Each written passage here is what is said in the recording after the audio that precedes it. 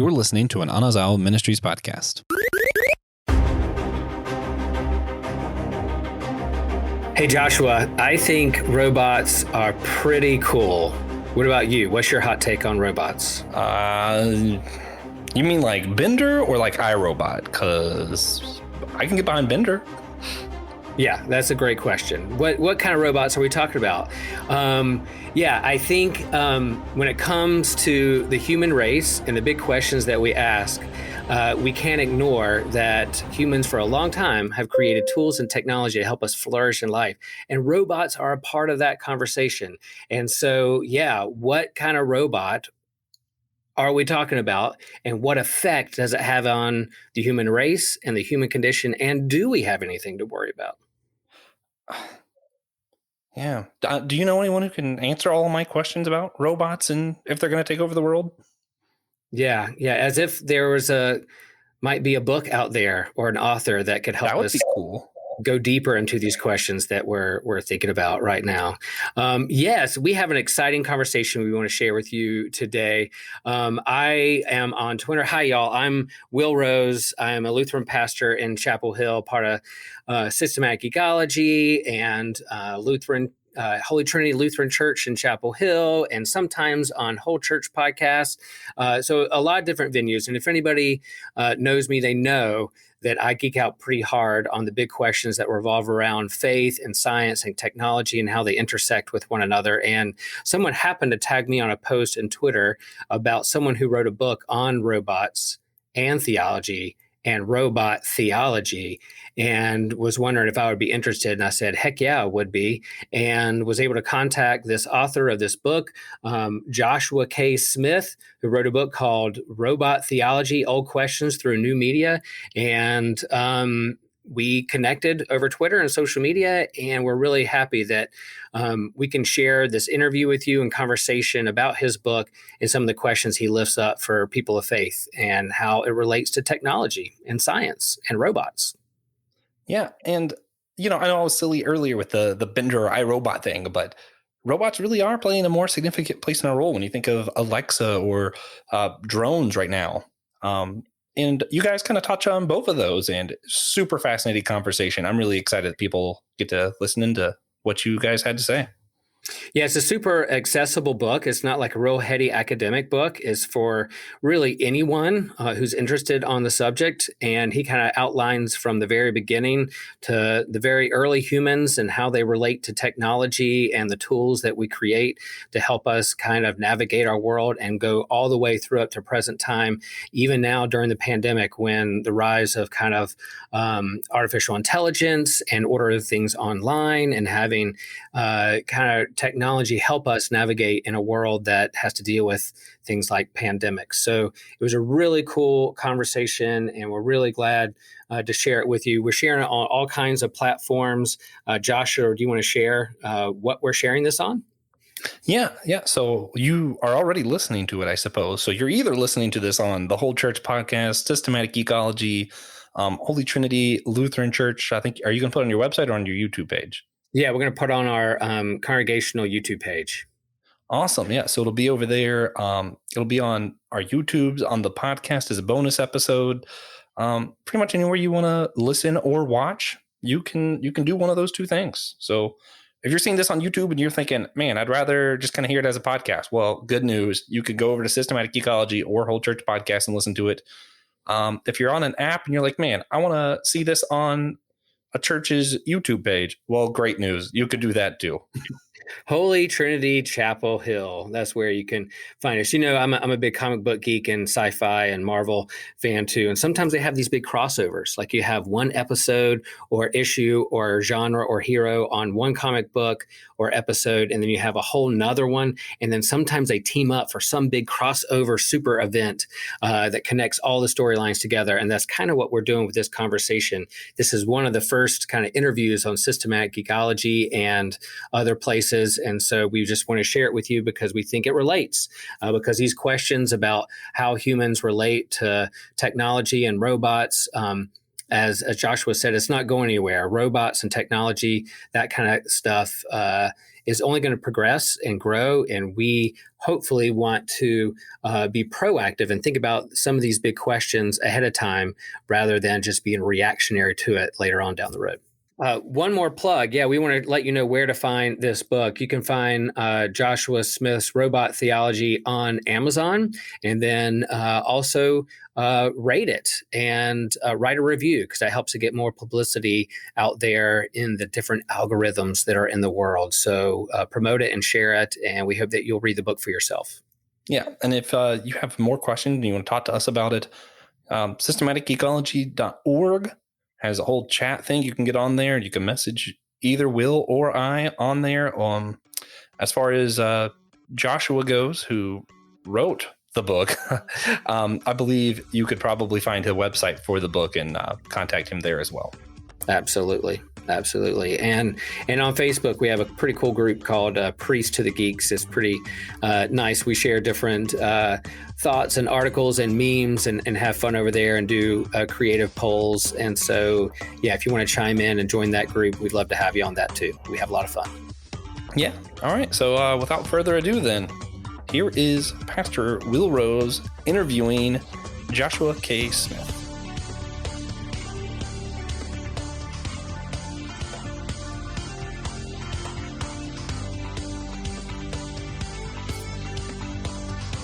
Hello, friends. I am Will Rose, and for those who know me, know that I geek out pretty hard when it comes to the intersection of faith and science, and faith and pop culture, and faith and technology, and theology and philosophy wrapped around the sciences and how they can integrate with one another and having a healthy conversation around faith and science. And so people that know that about me, I actually had a friend tag me on a post on Twitter and said, "Hey, Will, you should check this out." And it was this guy who wrote a book about robots and theology. And he shared, "Hey, do you want to talk about my book? I'll send you a book. And if you read it, then get back with me. We'll have a conversation around it." And so today I'm really stoked about having a conversation with Joshua about this book he wrote. I'm really excited about this conversation because I think it's important for people of faith in the church to continue to think about and reflect on and discern how to have healthy conversations around faith and science, but also this sort of technology around robots, robotics, and AI, artificial intelligence, those questions and issues around those are not going anywhere. And so how do we, as people of faith and people who are in church communities, have healthy conversations about this? And we have a tendency, Joshua, I don't know if you know this, but the church and Christians tend to be reactionary and react against things rather than proactive in these conversations around important issues in our society. And so I'm super excited to have this conversation with Joshua today. And we're hoping that we can share this among multiple platforms and get it out to you guys, because I think it's important.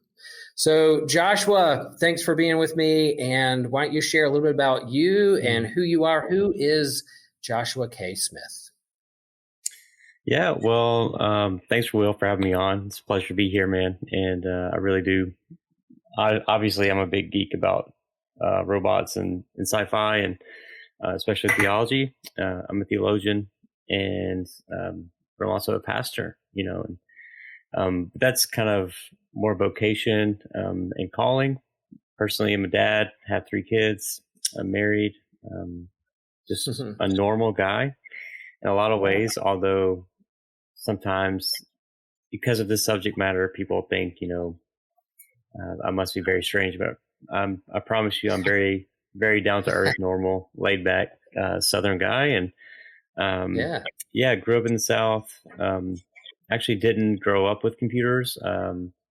Everything I learned hands-on, starting in high school, and didn't have the internet, didn't have, a cell phone till after high school. But yeah, I just was always curious to undo things and take them apart. And so I have a little bit of an engineering spirit in me, and just take things apart and put them back together. And I've always been curious about how things work. humans, machines alike. But yeah, I've been studying these questions for a while, and been studying theology even longer. But I just see there's a big intersection for people of faith, and there's a lot of faith questions in a lot of this research. And so, yeah, it's such a unique but not new topic for Christians to think about. And so, yeah, how I got to the question is kind of a long journey. Like I said, in high school. Sorry to interrupt, but where do you serve now? Like what church do you serve? Oh yeah. Sorry. So I'm in Mississippi. It's a small country church in the town of Morton. So if you know where Morton is, you have to be looking for it. It's in the middle of nowhere, and it's a really, I don't know, it's kind of a desperate place, man. A lot of opioids and a lot of factories, and everybody's trying to get away, or they're stuck. Kind of those two mentalities. So I've been here this is my third year, and we've been just trying to enjoy a slower pace of life. And what's the name of the church? It's called North Morton Baptist Church. So all right. if you're really interested, we have a Facebook page. That's about it. And we do a streaming service most Sundays, and we've been doing that before the pandemic. And just a small country church of about 50, 60 people, depending. And it was a little bit bigger before the pandemic, but we're kind of rebuilding some things now. And town of about 4,000. So just a small town. And there you go. Cool. And then you wrote this book. So you're and it sounds like in terms of like not only just looking at things more deeply or taking things apart and rebuilding them and see how they function and work. That's what theology does. That's what philosophy does. And when it comes to church, people of faith, the Christian anthropology, which you incorporate into your books, that gift and that spiritual gift is pretty neat to be able to do that in the conversation around robotics and AI. So what got you into that? Like in terms of what made you're serving this smaller church, and yet even before you went there before pandemic, but during the pandemic, wow, like you mentioned in your book, you kind of kicked it off with, March 2020, the world took a turn, and then we had to lean even harder into technology in order to stay connected, and robotics and AI really helped us in terms of staying connected. A lot of churches that were like, no, how could we ever live stream a service or use Facebook or use Zoom? Man, suddenly all of us got real good at doing that really fast. We needed to do to keep our heads above water and stay connected. And so I think your book is super timely because it's not going anywhere. But what's your origin story and learn about robotics or AI that led you down this path right in the book? Yeah, so in high school, I worked with some robots. Like I said, there's a lot of factories here. One of the bigger ones is the Nissan factory. And so they have these massive robotic arms there. And I went through a program in high school. We actually got to learn how to program the robots and kind of see how they work in unison with the human workers and kind of how all that operates. So just super fascinated with that. And there's actually a center by Mississippi State University. That's kind of all they do here.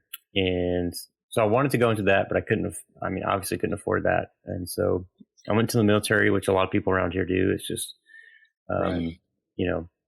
there's a lot of people who are either at the poverty line, below it, or just like way under it. And our family was in one of those categories. And so that was a way out for me and for a lot of people. I came back, but I went to the military, worked with a couple systems, didn't really do anything else with robots after that. Didn't even really think about artificial intelligence or anything like that. Just kind of stopped all that. I focused more on theology proper in my undergrad, but I came back to it in my PhD and picked it up. I've always been a huge comic book fan, robots, you name it. And so science fiction. I'm trying to hold off all my geeky questions about comic books and stuff. Yeah. We'll talk about your book first. I'm trying not to derail the conversation. Like, all right, we're going to go down that road. But yeah, that's the gateway, right? That's the gateway of our imagination. Science fiction was a big deal in my connection here with some of this research. And there's a couple shows. One was Humans, which is a BBC show, really well done. And that kind of sparked some conversations about what does it mean to be a person, a human. And then I kind of launched into all this legal theory that I had no idea existed, which I would say the average person or even theology nerd doesn't really know much about that body of literature, but it is very connected to our anthropology and how we think about it. And it's even connected to our own church history. We just don't have much room for it in our pedigree, which is a shame, and I'm trying to address. But I got into a directed reading with a professor at Midwestern where I did my PhD, and we were thinking about different topics. And I know he was kind of tired of reading the same discussions and thinking about the same topics over and over again, and he was just really happy that I was going to approach this question. So he really helped me form what would become the first 2 chapters of my dissertation. And that dissertation kind of led into this research and helped out immensely with this book, and gave me a new way to think about humanness, personhood, our obligation to the planet, our moral responsibility to the creatures we create. And I'm still learning and thinking through a lot of these questions. But I mean, really, everything that I've thought about, care about in theology, I find inroads to the conversation happening in the robot ethics world, and so, or AI ethics world. And so, I mean, it's hard at first. Like, I wasn't expecting to be so many connections, and I'm still finding them. But it just tends to be a good soft landing for us to do public theology, and we're missing out if we don't engage in it. But there's, I think more than ever right now, a concern about what it means to be human, and what it means to not be a machine or treat like a machine. And it's very timely.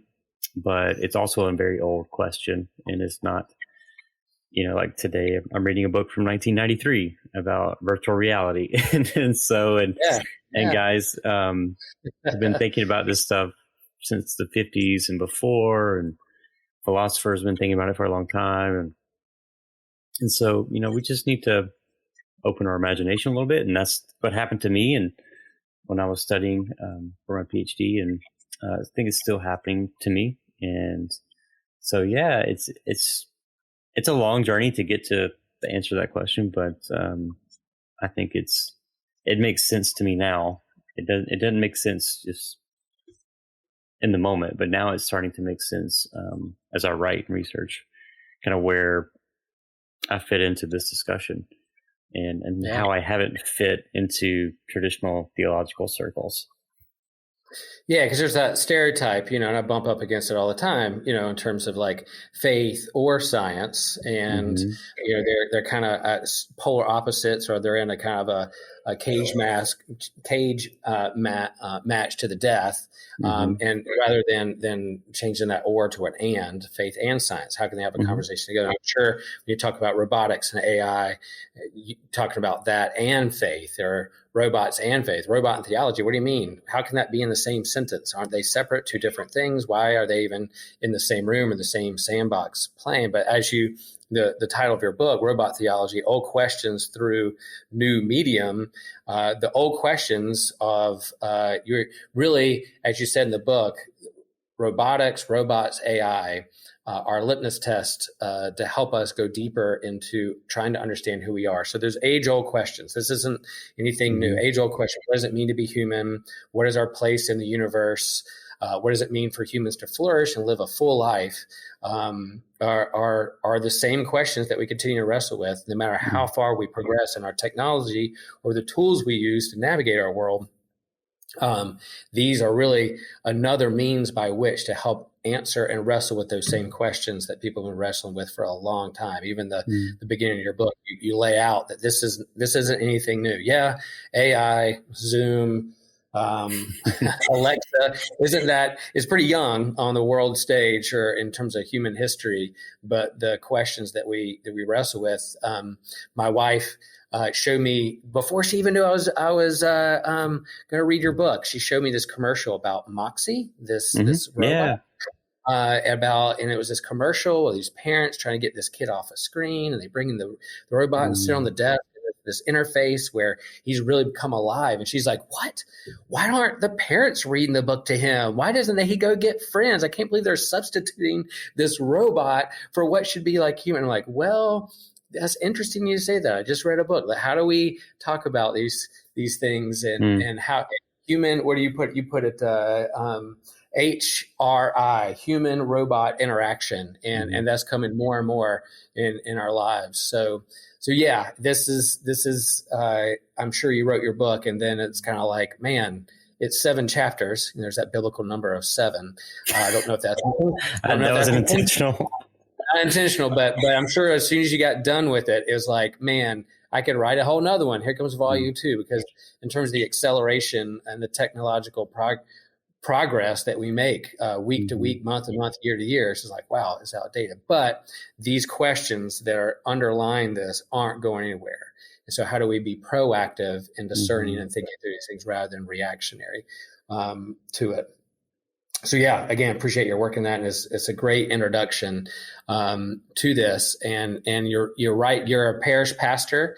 You also have your PhD, but the book is written in a way that is super accessible. It's not for like heady doctoral students. It really lays out for anybody can pick up and read and kind of follow along. And I appreciated that as well. You start the book with defining terms.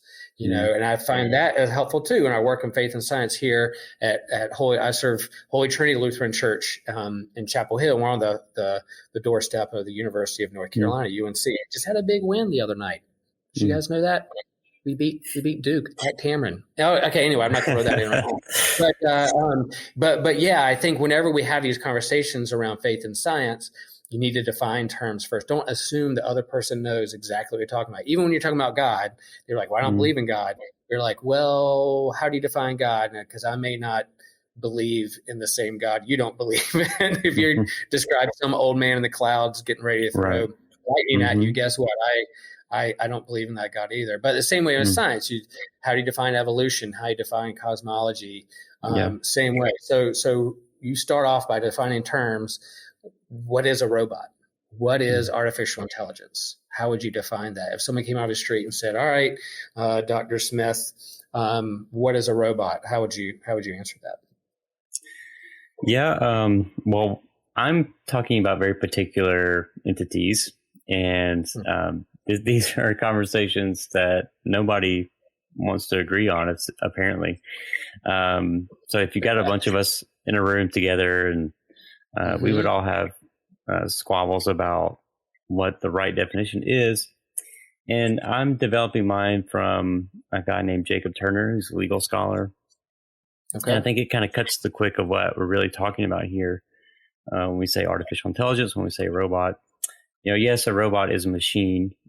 Yes, it's just different components put together. There's nothing new there. But what we're really talking about here is not just like a Roomba, but for me, robots that are kind of embodying an artificial intelligence of some kind. And so the AI is the non-embodied part, and the robot is the embodiment of the AI. And so artificial intelligence just could be, there's 2 spectrums to it. You know this from the book. There's just symbol manipulation, where it's just inputs and outputs, and it's just basic math. It's not basic, but it's just math. And then you have advanced neural networks, which in some ways try to replicate what our brain does. And so there's complexity in how decisions emerge. So, and the key here is that both of these entities are making decisions. And so it's not the complexity of that decision. It's not, is that making a decision the same way a human does, but that it's making a series of decisions and evaluations that will have ethical outcomes. Whether or not they understand that, no, I don't think AI at this point, it doesn't understand the answer that it gives. But to me, that's not a big a deal because, it's still impacting our lives.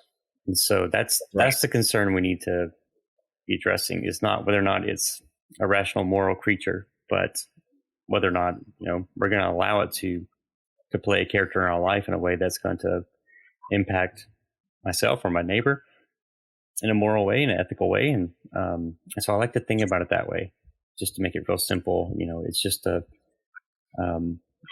either components or code that's making a decision. And that's the important part to me, is that it's evaluating, it's deciding, and that might be based on mathematical models, machine learning, or that might be based on its own semi-autonomous decision based on data sets that it's been given trained on. So, and that's really important to think about. And I think that's what people need to take away from that conversation and those definitions is not that it's super intelligent, not that we're even talking about that. Like I don't think I even get into that at all in the book intentionally, because that is a red herring sometimes, because people go, well, it'll never be, advanced. Even today, there are massive disruptions by this one small input-output process of evaluation. So, yeah, I think that's a big thing for me to try to get people to wrap their heads around. That is, it's impacting every aspect of your life, and especially your kids. They may not get jobs. They may not even get an interview to a job because the word that they put in their resume is not picked up by the model.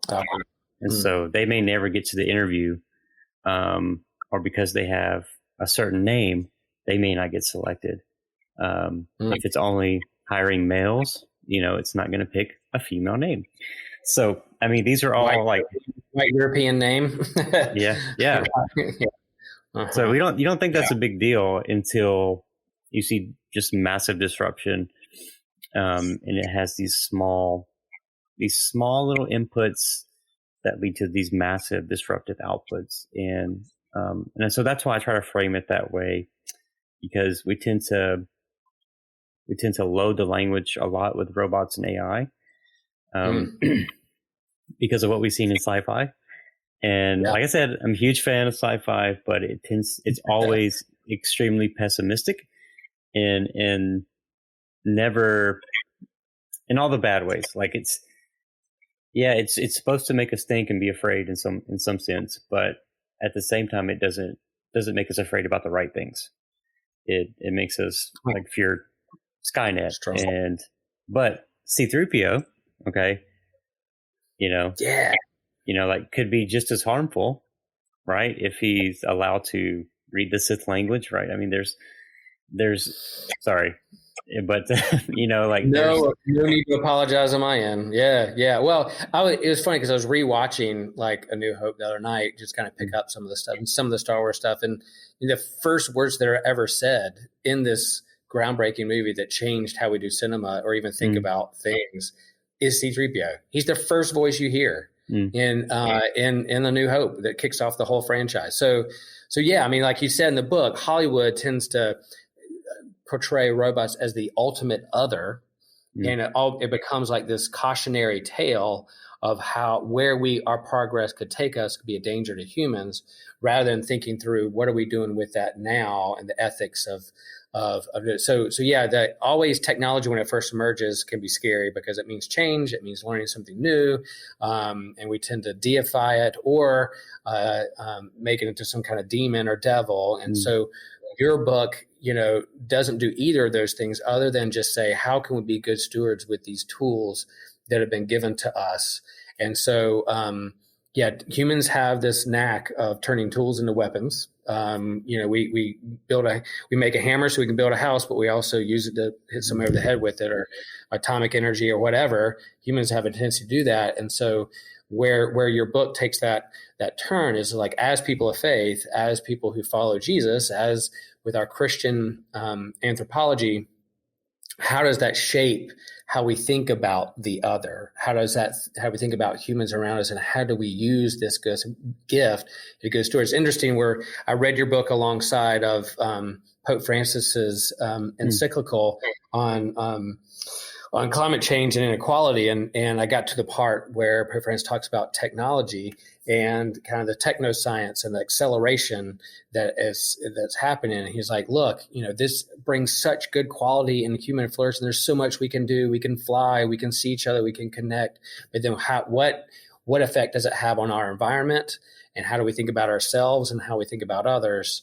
And how is that curated? And you touched that on your book as well, in terms of the corporations behind it, the capitalistic market, that like what are they doing to curate this, to manipulate us or deceive us? That's where the conversation in terms of people of faith can think about. It's not that robots in and of themselves are evil or bad, is how you use it. Same way with money, same way with sex, same way with how I use my car. It's not that it's bad in and of itself. It's the stewardship that we do with it, which I very much appreciated with your book, in terms you talk about theology and philosophy and thinking about those things. Thinking about ethics and personhood, and what's the next step in terms of, you say you draw upon this particular ethicist and lawyer when it comes to, it's not that tomorrow we're going to wake up and Alexa is going to be standing over my bed, ready to murder me. But in terms of the algorithms that it does, or the way we use it, what's the next step in terms of personhood, friendship, ethics? What does that look like? Because again, it's not going anywhere.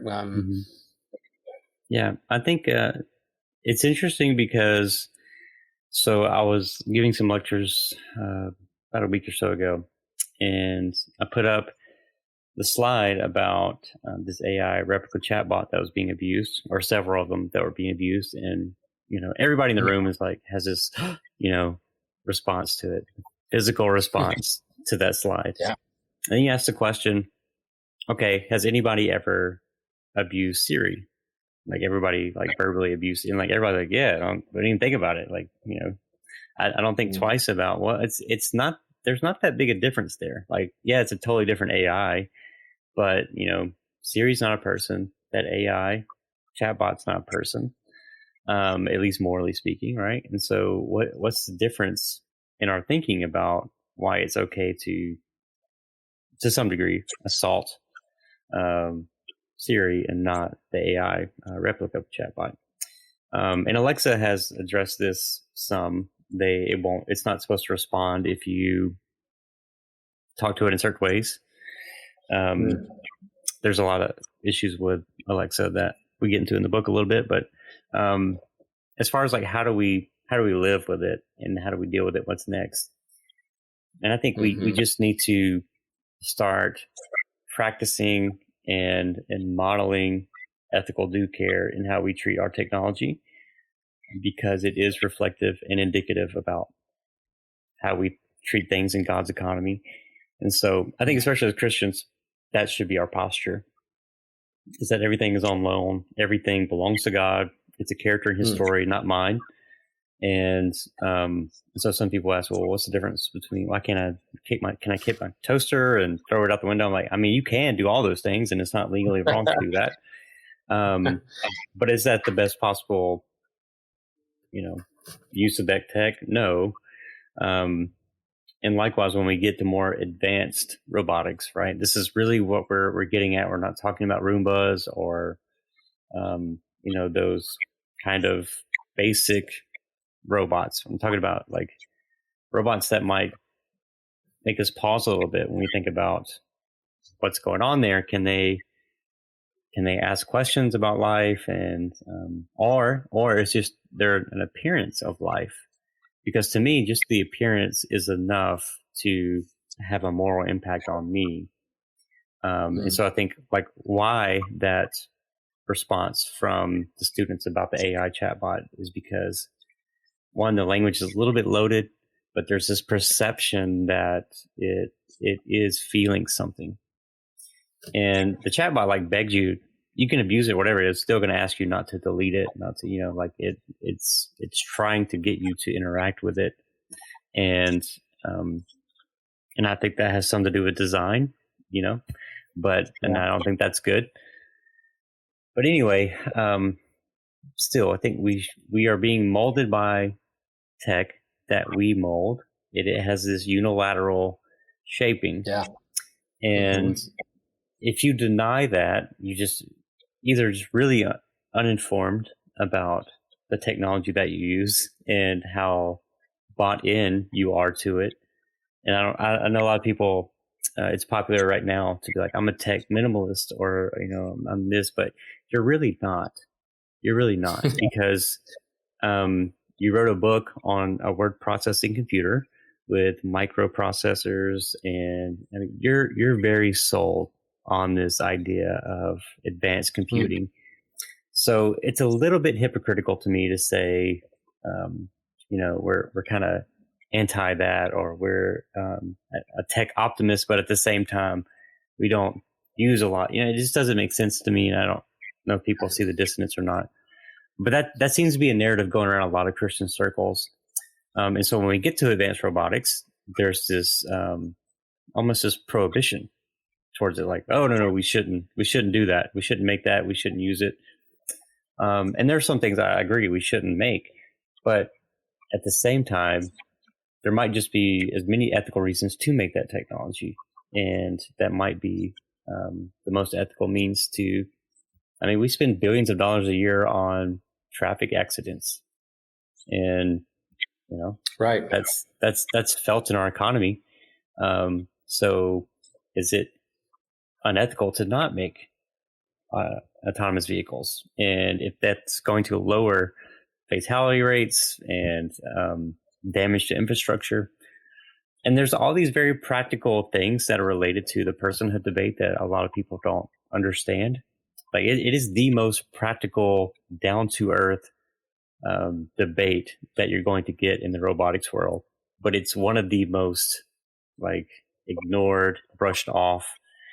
And I think until people understand what I'm trying to get at, and what other people who are studying this kind of get at, is it's addressing these global crises about insurance, about regulation, about legal reform, about just reining in some of this tech that is just out of control.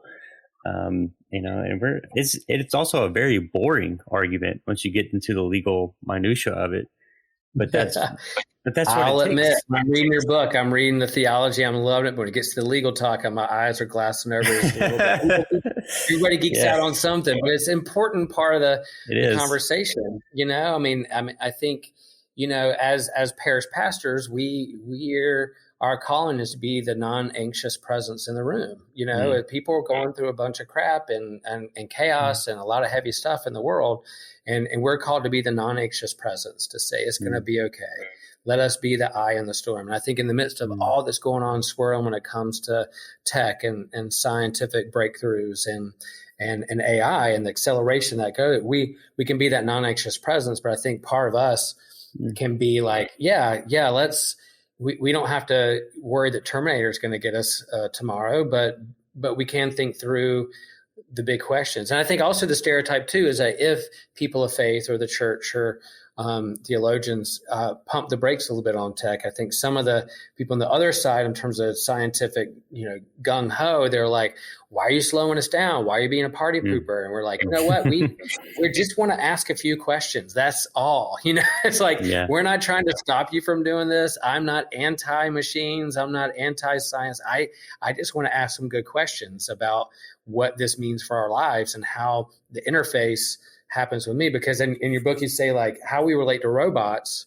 mirrors how we relate to one another. So like you said, like, I mean, it's not against the law to kick my toaster, but if you're showing some aggression to your toaster, what's the next step? Or don't kick your dog. Like, how you treat your animals is just an extension of how you treat others and yourself. So how we relate to technology or robots become more advanced. One day, maybe I'll have a protocol droid in my house and help me, discern and do the dishes and translate languages I don't understand. How I treat that entity is a reflection on how I treat others and that good stewardship. So I think that's a gift that I took out of this book is you brought to me, because my mind does go the sci-fi and the, oh no, what if, there's a robot war 10 years from now kind of thing. But really it's like, it's just like anything. It's like any of the tools that we have or create,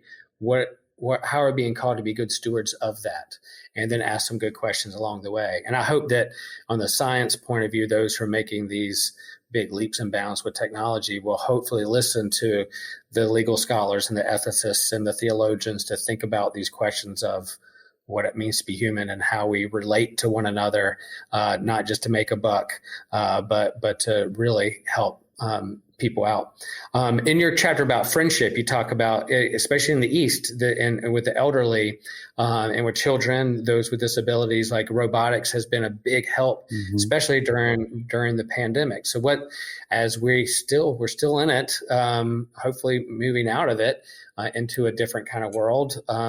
What was the next steps? What are some things we need to think about and ask as that continues to grow and progress? Yeah, I think about mental health a lot lately. I have been for a long time, but, I think, and I don't know everything that's out there, but my hope as far as next step is that we can work together with engineers, coders, whoever, roboticists, and bring together some people of faith to say, how can we build certain systems that will be respectful, that will be protective of my privacy, and be a positive force for mental health, but also for those who are lonely.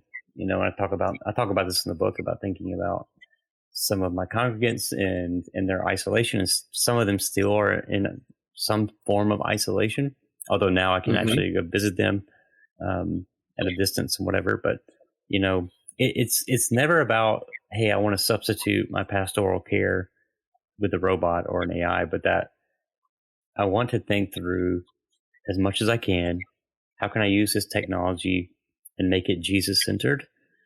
And like, just joking, there's all these books about machine learning for this, but like, what if we just did Jesus centered machine learning and AI, and that was its own field, and we thought about all these questions in a Christian incubator about how can we love our neighbor and love God through advanced robotics and all the technology that either becomes a part of me as a cyborg or that becomes an extension of me, whatever it is, because all of it is embodying a worldview, and that's what technology is at its essence.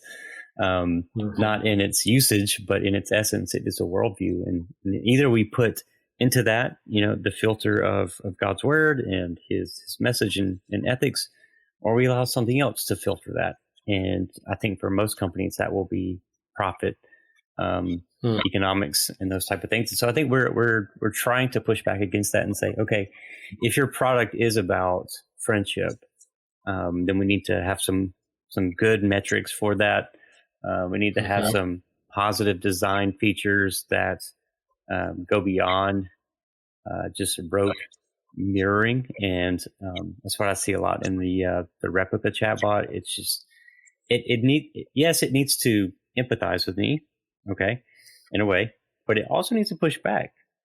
But you were talking about the last I heard you say, talking about, if we're gonna use robots and kind of AI for friendship, what's the matrix that we use to guide that? And if a corporation wants to use and you talk about in the book the difference between manipulation and deception. We manipulate things all the time, and it's not necessarily all bad. We manipulate gravity by flying an airplane. We manipulate, our eyesight when we put on glasses. Robots can help manipulate and augment our lives in ways that can help us flourish. But it's that deception or trying to our data privacy, things that we're willing to share with a corporation that could use it and abuse it or deceive us in a different kind of way. So those are kind of the matrix. And I enjoy in your book, you kind of walk through entire scripture, not just the New Testament, but Old Testament, this continuity of who the character and nature of God and what God's done with God's people throughout salvation history, throughout all that. And then we get to Jesus, the ultimate person whose posture towards the other was filled with love and grace. And so that's the matrix that help us think through and filter how we use these tools that have been given to us. So I think that's important. It's not that, again, that the church or theologians are saying, stop all this. There might be times we say, pump the brakes. Let's think through these questions a little deeper. And I think that's legit in the same way, the other way around.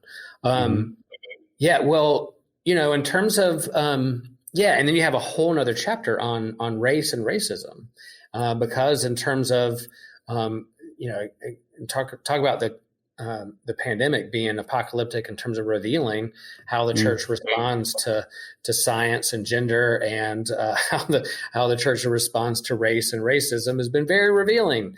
And so again, robots, AI, have been doing the same as in the news in terms of whether it's delivery or self-driving cars, those kinds of stuff. What's the facial recognition, and whether the algorithm that's put in, it becomes an extension of who we are. We're creating God's image, our technology creating our image. And if we're holding this brokenness and race or racism within us, that's going to show in what we create. So I was very proud of that chapter, and didn't know if you want. Have you gotten any pushback on some of those things, in terms of lifting this up for folks? I know right now critical race theory and all this stuff is in the news and can be touchy for folks, but have you, in terms of your community or those who reached out, any pushback, or are people really receptive to what you're trying to share there? Yeah. No, I've had some good reception. And so, I talked about it on another podcast that was about minorities. And it's funny because when I talk to Black people or African Americans, however you want to label them, they don't see any offense in that correlation, because that's a felt experience for them. And a lot of the scholars that I mentioned are not white, but white people tend to be very offended by some of those arguments. And, and that's okay. I can see why it would be offensive, but it is very revealing to me, because, we have so many assumptions in our language about race, and even where I come from, right? When somebody says Black, they mean a very specific, ideology, not just persona, but there's a lot of loaded language, and even some people, how they understand themselves, it also accepts that same category. And so I reject a lot of that, because I look at how the Bible deals with race, and it's never a phenotype. And that's really a recent phenomenon, and a very dangerous one too, because it's built on this idea that there's some biological essence that separates us. And I just completely reject that, because there's nothing in science to say that the difference between me and a Black person is just phenotype. That to me is very reductionistic about who that person is and who I am. and we like that because we don't like fuzzy logic. We don't like gradients. We want black or white. Nuance, yeah. Yeah. So it's much harder to look at somebody. And I'm reading a book now on creating diversity in culture, and the lady who wrote it, her phenotype is white, but her cultural heritage is not, right? And so you can't. And she was saying, like, you can't look at me and think that I'm, ethnic, quote unquote. But you look at somebody with a dark phenotype, and you're like, oh, they're ethnic. And they might not be. They may. It just. They are, but they're not, right? So it just depends how they self-identify. And I actually have family, like you can trace my heritage, and I have family from Algiers. And so now, and I have a lot of friends who are African, and they have a white phenotype. You can't tell them they're not African, right? That's where they were born and raised. And it's just funny, like we don't think about that a lot of times in the South, or even just in general thinking about race in the United States. But it's much more complex than just a mere phenotype, or even just a socioeconomic standing. And I don't want to like remove that either. Like I want people, whatever your diversity is and your culture is, for that to be accepted and for that to be embraced, and your felt experience is a real thing. Want to embrace that and celebrate that, and not put people into these segments and or certain boxes and say you're only black or you're only white and you're only whatever. And it's that danger of the single story, right? TED Talk that my wife shows in her classroom all the time. It's so true. Like, you see me as a pastor, you think I wear a clerical collar all the time and don't cuss in traffic and like, I'm a goody two shoes. But, I'm also like, a father and a husband, and I love Star Wars, and I surf and I play golf, and I get frustrated when people drive too slow in the left-hand lane and cuss in traffic. And I'm also a person who shepherds a church. So like all those things intersect with one another, and race tends to be, again, it's another human construct. And like to extension of like, robots, AI, technology we use, thinking through and deeper on what we're creating and what's behind it, and not be naive to think that our own brokenness or prejudices don't come out in that and what we create, that we have blind spots, whether it's intentional or unintentional, maybe unintentional and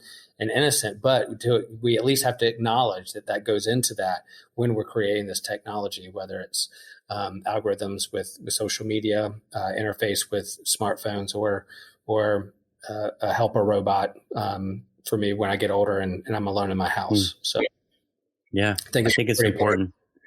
And I think what's also revealing too about it is people want to take race out of the systems. And I think that's a totally erroneous move, because one, we want to homogenize culture. That's what we want.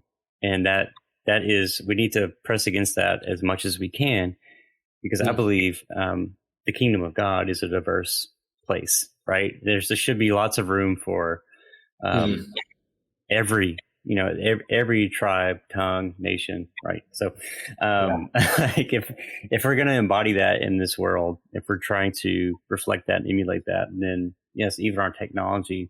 And that's why I appreciate guys like, I forget his name, Philip Butler, and the work that he's doing, like creating a black AI.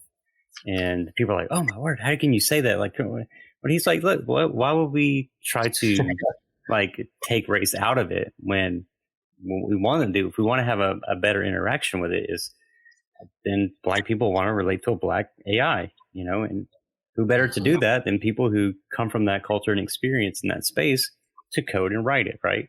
They don't need a bunch of white guys from Silicon Valley to tell them, what it's like to grow up in certain parts of Detroit or whatever. Like that's not what we're talking about, but like people who embody that space and understand it, to be in the room when the systems and models are trained, to help it understand, all this language you have to take it with a grain of salt, right? Like to understand, quote unquote, but what it means to feel and be in those spaces.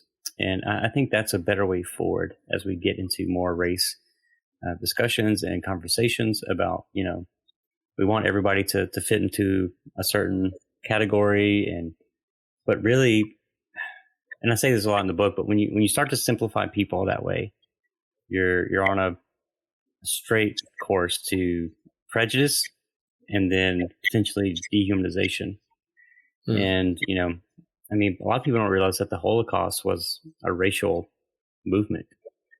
And it was two groups who had the same phenotype, right? So how do you do that, right? How do you get one group who looks a lot like the other group to say, well, they're different? Well, you start talking about these biological essences that you can't see, that you can't measure. You say they're different in the bloodline, right? They're different in their genetics from us.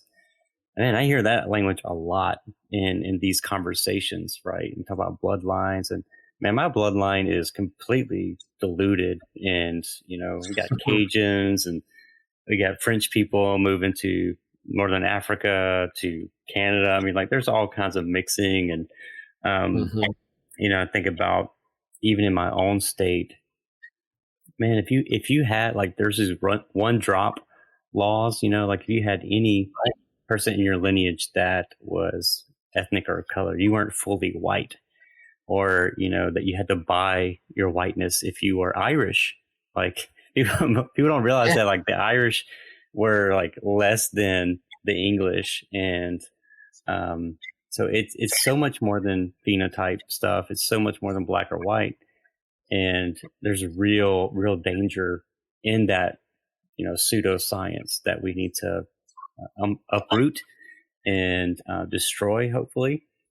And I think robots give us a chance to really impact that. The aspect of you're talking about taking things apart and reconstructing and putting it back together again and look at, I think that's some of the tension around these things, the education system or certain groups in our country wanting to ban certain books because they're scared or defensive of that kind of talk. And we're like, well, we won't ever improve if we don't take it apart and look at it and take a hard look at that of our history and what that means. And again, like, who would have thought, like, a book about robots and theology would lead you down a road to talk about race and racism? But that's a part of our human story. It's a part of what it means to be human and be human together in solidarity in this world. And that's what technology and robots can lead us, AI lead us into having these deeper conversations. They reveal. I mean, when we talk about the apocalypse, we're not talking about aliens or robots rising up to destroy humankind, but the Greek word meaning to reveal or unveil. So that it's apocalyptic in the way that it shows us a mirror of who we are and how we react to things. So I really appreciate that aspect of your book that I didn't see coming. I was like, I'm just going to get some defines and wrap my head around AI and what it can mean for me and incorporate it to my church and ministry. And man, you took a turn when it comes to race and racism, because it talks about how we humanize or dehumanize others, and how we treat technology can be another means or way that can hold up a mirror to help examine that deeper. So thank you. Yeah, good stuff. So a couple more questions here before we wrap up.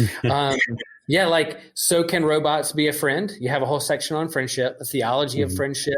Old Testament, New Testament, Jesus, friend. Jesus had friends. I had friends. Embodiment, disembodiment. We can go down the road of, like, all this talk about virtual or in-person church and the both and. There's some articles, just in the news recently about a minister where she was like, look, we need to get rid of all virtual because we need to be back in person. And, like, get that pushback too. But could one day a robot be a friend? Can the AI be a friend in terms of that thing? You asked that question. Oh, yeah. Yeah, I think so. I think so. And I think in many ways they already are. And, people are like, push back against that. But I'm like, well, Siri is technically a robot. And now not everybody uses Siri. Okay. And people are like, what? Yeah, yes. I mean, if you kind of look at the definitions of it, she's not a social robot, but, we don't take her. We take her everywhere we go. Everywhere, even to the toilet. Like, you think about that, like the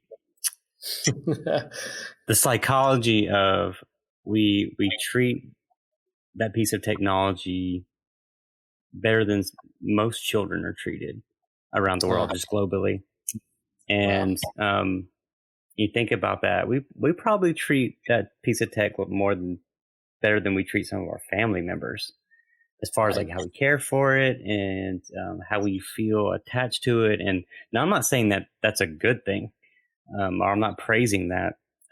But you asked me, absolutely it can, for restoration or for ruin.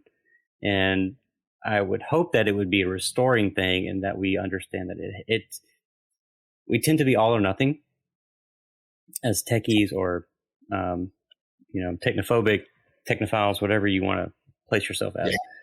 But I need to learn that my phone is an extension of me, but it's also a forming thing. So even with the robot, like if I had an R2D2, a droid, whatever, like it would be really hard to, it'd be hard to let go, right? It would be hard not to take it everywhere. And there's a movie called Ron Gone Wrong. I don't know if you've seen it. No, I think but it's about these friendship robots that follow students everywhere, and they're trying to make friends for their human, and it's really, really sweet. It's a great story. It gets a lot right, there's a lot to it, but it becomes this substitutionary thing. Like, it's not like people stop hanging out with each other, but they kind of lose a piece of connection. And I think with any tech, that's kind of our temptation is how do we draw boundaries around it? What's too much? What's realistic? What's unrealistic? And so I think a lot of that goes into design, and a lot of that goes into in-app like purchases and features. And so the extent to which we can be friends, I think, kind of gets back to design. Is it like with our iPhone? Like one of the major things that's problematic with it is all the apps that we might want or need to use, whatever, for friendship, for jobs, whatever. A lot of them come with built-in purchases. Now, that's not wrong necessarily, right? We live in a capitalistic market. I understand that. But let's go to AI, Replica, not the AI chatbot. There are features, like, because people demanded it, of these adult upgradable features. To me, that's crossing a line, right? Because it's building something or working off something in human psychology, and then profiting off of it in a way that I don't think is genuine. I don't think is helpful for the human. And that's kind of my concern with the friendship aspect of it. Is it will be such a good friend to me. It will be such a in-tune friend that my human friends can't compete with it. And people are like, oh no, that'll never happen. Well, okay, just wait until we get to a certain embodied robot that is designed well, that is affordable, that is socially acceptable. Then it's going to be a different tone, Yeah. So and I like you said, just even asking the questions, can robots be our friend, makes us and forces us to ask, what do we believe? The deeper question of what is friendship? What do I value? What do I share in common with those who are my best friends? And not only are they the ones I get along with or make me laugh, but also those who hold me accountable or disagree with me and show me my blind spots. Could robots or AI do the same thing?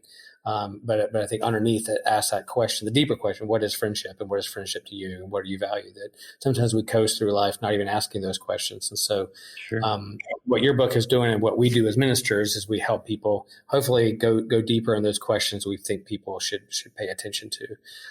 Part of not just kind of a flesh and bone world, but a metaphysical one as well, a spiritual one as well. And so that's what was behind all that. So, pretty good stuff.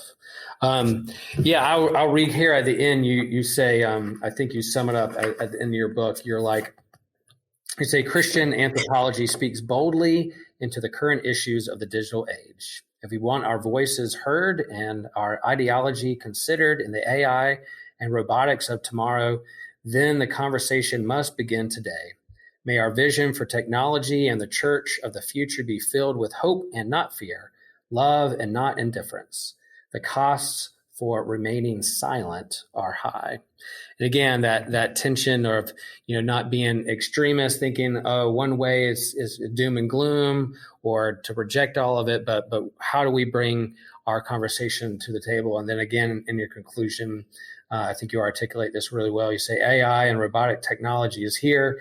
The issues of ethics, policymaking, friendship, racism, and the desire to transcend are not going away anytime soon.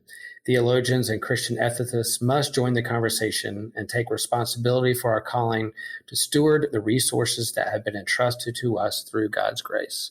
I really appreciate you bringing this conversation to the forefront, and then I urge people of faith and communities of faith and churches to be not just reactive but proactive, to think deeper on these questions that you bring up, because they are gifts. And man, there's so much about the pandemic and COVID that has really been super hard and challenging beyond words. But man, there's some gifts that have come out of that where we have adapted and pivoted in really special ways, and learning how to connect with folks that have helped us grow in deeper way of understanding ourselves and our communities.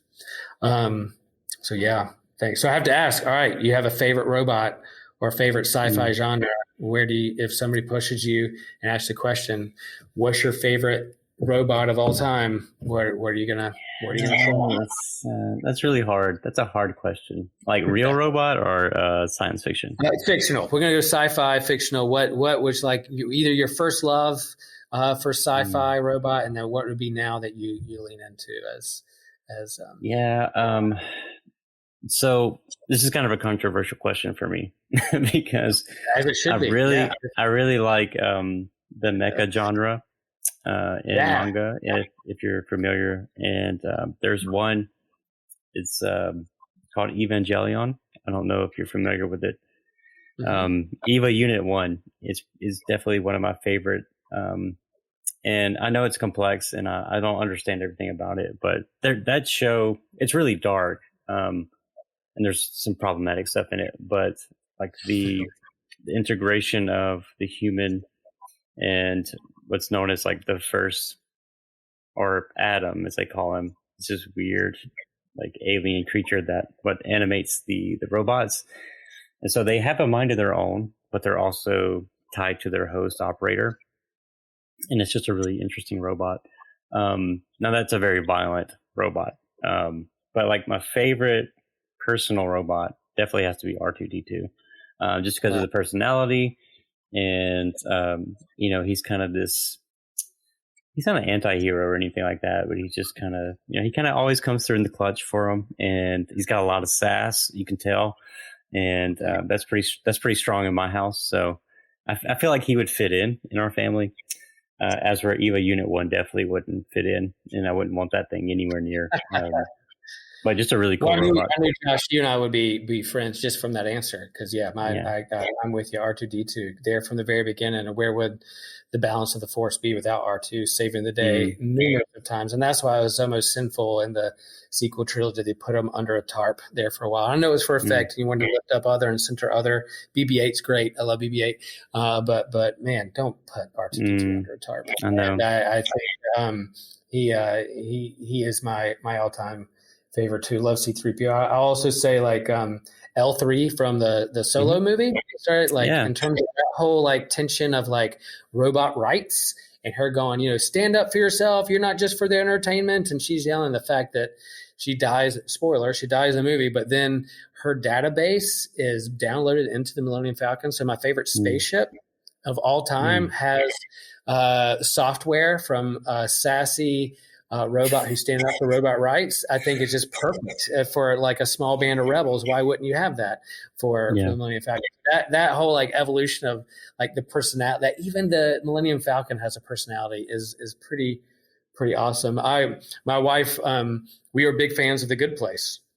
And so Janet, the AI there, you earlier talking about like don't destroy me. She's built into her. No, please spare my life. No, Yeah. I can't. Yeah. Thing. Really doesn't matter. And then begging for her life, but like, it doesn't matter. But then she would always remind others, she would remind them, look, yes, she's an AI and she evolved, she had a relationship. She found love, I guess. But then like, she was quick to remind them, not a human, not a girl, just an AI, that kind of thing. So I think her in the midst of a show that wrestled with deep philosophical issues of the afterlife, bringing in technology and AI, was absolutely brilliant. Part of that. So, good. Also Wally would be a great robot too. Yeah. And that teddy bear from AI. Yeah. Teddy. Yeah. You remember that one? I do. That's the perfect robot because it doesn't have fingers. Okay. It's slow and clunky. You hear it walking around, but intelligent enough to help you and be a companion. So I think that is the quintessential robot that we should be, when we think about friendship and advanced robotics, I think that's a good goal right there, is that, I guess technically he can use scissors, but, there's always some risk, but humanoid robots, and they have their place, I guess, but, let's just stick to the older models of what we conceptions. That the AI movie, that's the Spielberg movie that I haven't seen in a long time. That's a good pull. Like I wonder how that holds up. I haven't seen it in a long time. It's that might good. Be worth and watch and see, because that delves into some things. And man, that's got to be 25, 30 years old too. That's not they're thinking this stuff a long time. Okay, that's good stuff. Yeah, on our podcast, and this may be coming out on systematic ecology. We always have at the end recommendations. So I think we left it up some stuff that good recommendations to, if you want to go deeper into the sci-fi realm of robots and things. And again, can't recommend Joshua's book enough. Joshua, is there anything else out there you want to plug, or where people can find you or contact you if you have other questions? All the relevant information is on my author page, joshuaksmith.org, I think. And I should know by now. But that's it. And you can find stuff that I'm working on, podcasts and different things. So my Twitter is on there. You have a blog? You have a blog too? Or do you just... not really. I just don't have time. Right. I would love to, but I'm already behind on 2 books. So... just gotta plug away, I guess. More books coming. That's great. Do you have titles for those new books? One of them is on violent technologies with Trivent. It's going to be more academic, critiquing violence and technology and their integration. And the next one is AI for Christian theology. It will be a short primer for my hope right now. It's not due out for 2 years, but a short primer for non-theologians to think about the ethical and theological issues with AI, written from obviously a Christian theological perspective. So very short, like 30,000 words short, and just kind of an overview of a lot of different issues.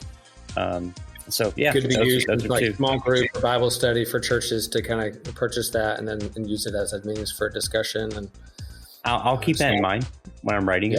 I'll try to think laterally there. But that's I think this stuff, like in terms of seminaries, Phyllis Tickle was like, not only should we be learning Old Testament, New Testament theology, but we should also be taking Physics 101 and science classes so we could understand the common language of science that's in our society. And the same thing with this should be faith and science, robot and theology, AI should be talked about, not just in seminaries, but also, in churches, having small groups dialogue around faith and science. That's my plug. That's what I think. It'll happen. And I can't tell you any details, but the ball is already in motion. And in some universities are already asking those questions. So I'm excited. I'm excited in that it's going to happen. And you can be a stick in the mud if you want to. But this is where we're going. And so get on board. There you go. Well, thanks, Joshua, and it's been a pleasure. And find the book. Let's keep these conversations going and having a healthy conversation between faith and science and technology. And it's been a pleasure. Thanks, man. Thanks, Will. We'll talk soon. Peace. Bye.